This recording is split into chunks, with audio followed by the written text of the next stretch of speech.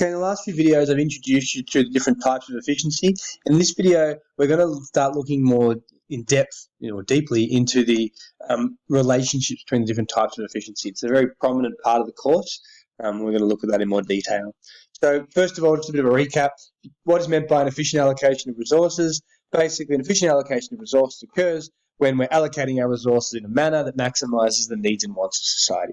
The goods and services that people want will be produced in the best possible way, and there's no better way to make a product. So basically, when we're achieving efficiency, it's impossible to make someone better off without making someone else worse off. Opportunity cost is minimised. That's a good thing to include in your definition.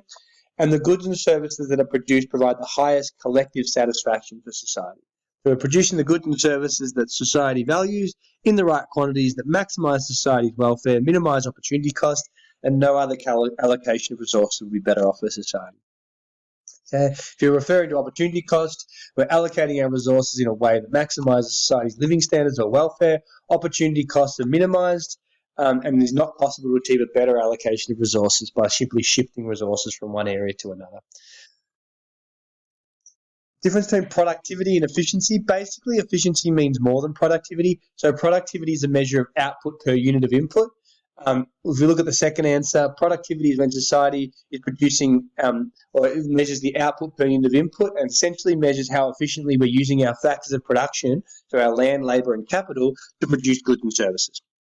Whereas efficiency is about maximising the wants and needs in society. So allocating resources in a way that maximises society's welfare, that minimises opportunity costs, and we can't make someone better off without making someone else worse off. So efficiency means more than just simply productivity. When we're looking at the different types of efficiency, so the study guide says you need to know the meaning and significance of allocative, productive, which is the same as technical, dynamic and intertemporal efficiency. Okay, so allocative, just a bit of a recap, the most efficient allocation of resources so that resources are allocated to maximise the benefit for society. Opportunity cost is minimised and no other allocation of resources would make society better off. Technical efficiency, again, it's about maximising productivity, so making sure there's no idle resources, reducing our production costs and maximising the most output per unit of input. Intertemporal, achieving that balance between using resources for now as opposed to the future. And dynamic efficiency, how quickly industries can change from in response to market conditions, so how quickly they can respond to meet consumers' wants and needs. In terms of points of difference, just a couple of key things. Basically, allocative, producing the right goods and services that will maximise our living standards. It also means producing at low prices, whereas technical efficiency is more about productivity. Okay, it's sort of associated with how efficiently we're producing goods and services rather than producing the right goods and services.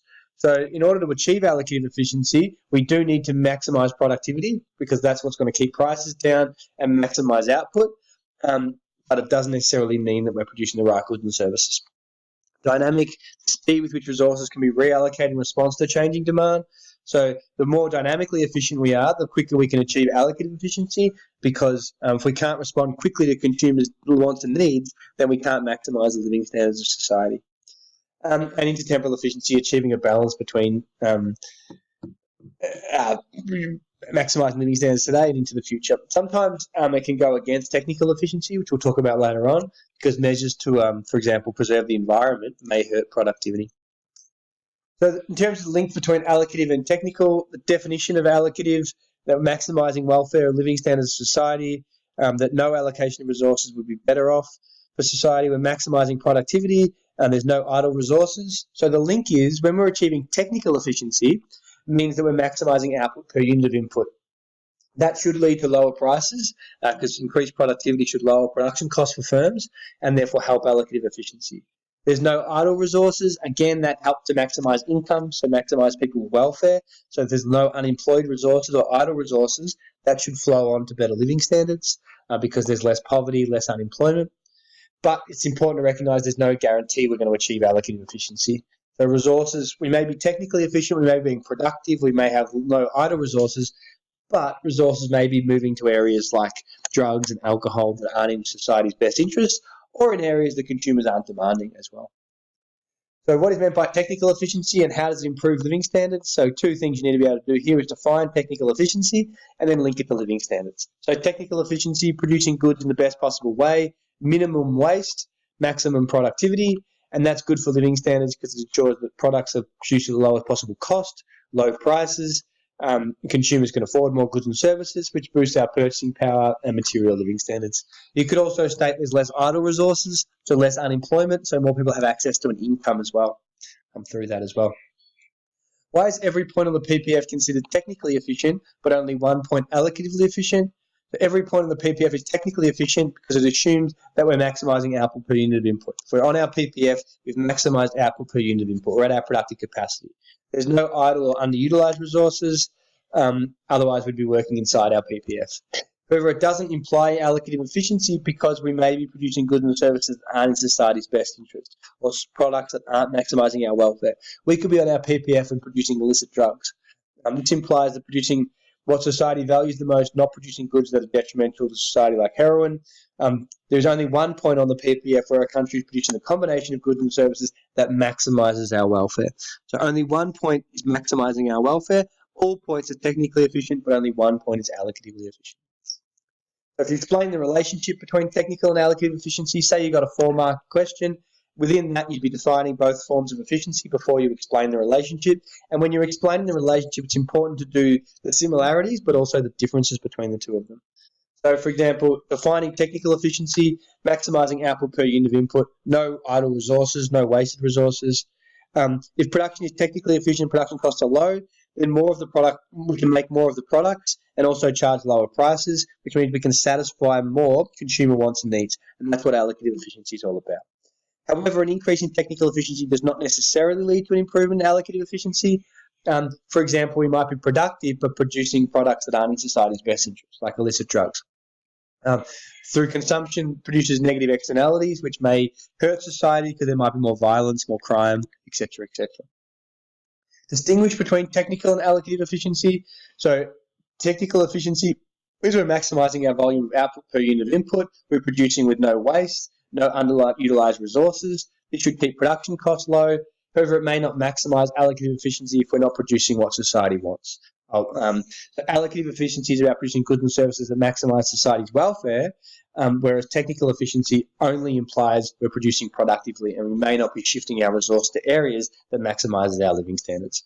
Always good to use an example. We may be technically efficient if we're producing goods with, for example, harmful effects, like illicit drugs, or products not in demand, so like woolen jumpers with koalas, but that's not maximising society's living standards or utility, so it's not necessarily. How can an increase in technical efficiency impact allocative efficiency? Define technical efficiency, talk about how increased productivity leads to increased volume of goods and services, should also lead to lower prices, which boosts allocative efficiency. However, I'd be stating in this answer that it doesn't imply that we're necessarily achieving allocative efficiency because we may be producing goods that are not in society's best interest, that don't maximise our living standards. Okay, so again, answer structure, define both. Achieving technical efficiency, what it means, no idle resources, generally higher incomes, no unemployment, so that's good for allocative efficiency, but no guarantee. Okay, that's your structure. Define the types of efficiency, explain what technical efficiency is, link it to the benefits, so no idle resources, lower prices, less unemployment, but no guarantee because we may be producing products that aren't in society's best. Now moving on to look at the different types of efficiency, so dynamic and intertemporal. Dynamic efficiency, so it's asked you to distinguish, which means a clear point of difference. Dynamic efficiency refers to how quickly we can allocate resources to where society values them after conditions or preferences change. So perhaps creating a creative, innovative, adaptive technology, upgrading workers' skills, try to maximise factor mobility, which means how quickly resources can move from one industry to another, and quickly can maximise dynamic efficiency. Intertemporal efficiency is about looking after not only current production but also for the future. It looks at the environment and also ensuring we have adequate savings for the future. A firm can be dynamically efficient by responding to price signals. For example, in the mining industry, if there's strong overseas demand for our coal, for example, it's how quickly we can shift labour and capital into producing coal to maximise profits and maximise living standards. This may hurt intertemporal efficiency because we're also digging up more coal, which might hurt future generations. So there's a good example of the distinction between the two in that responding to consumers' demands, if it's related to coal-fired electricity, is dynamically efficient because we're quickly shifting resources to areas that are profitable, but it can hurt intertemporal efficiency because it can be bad for the environment. Explain why dynamic efficiency is needed to improve allocative efficiency. In your answer, explain both types of efficiency. Say it's 4 marks. So 1 mark for defining dynamic, 1 mark for defining allocative, and then you're talking about the relationship between the two of them. You define them both, provide a link, why dynamic efficiency, and basically it just means we're shifting resources quickly. So when there's more demand for something, we're quickly shifting resources into that area, and therefore we're maximising our living standards quicker. So a good example would be in the mining industry. There was high profits available in the mining industry, particularly in sort of 2011, 2012, on the back of strong demand from China.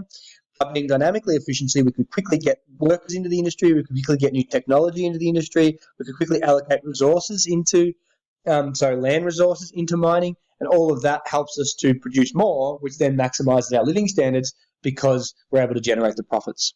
So in this sort of question, define both of them, explain why being dynamically efficient means we're quickly shifting resources to areas that are going to maximise living standards, and then provide a good concrete example. It could be as simple as if there's more demand for oranges, the more dynamically efficient we are, the quicker we can produce more oranges and therefore generate more profits and maximise living standards from that.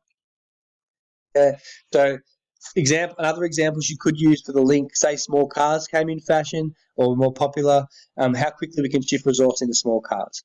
So if firms have multi-skilled employees, they can quickly shift resources into those areas and maximise consumers' wants and needs. There's more demand for grapes, resources are mobile like land, labour and capital, we can quickly shift resources into grapes and satisfy consumers' wants and needs. Uber is another good example. They are quite dynamically efficient because of surge pricing. So when there's more demand for Ubers, the price goes up, and therefore a lot more Ubers are provided, particularly on, say, like New Year's Eve or peak times, like on a Saturday night and things like that.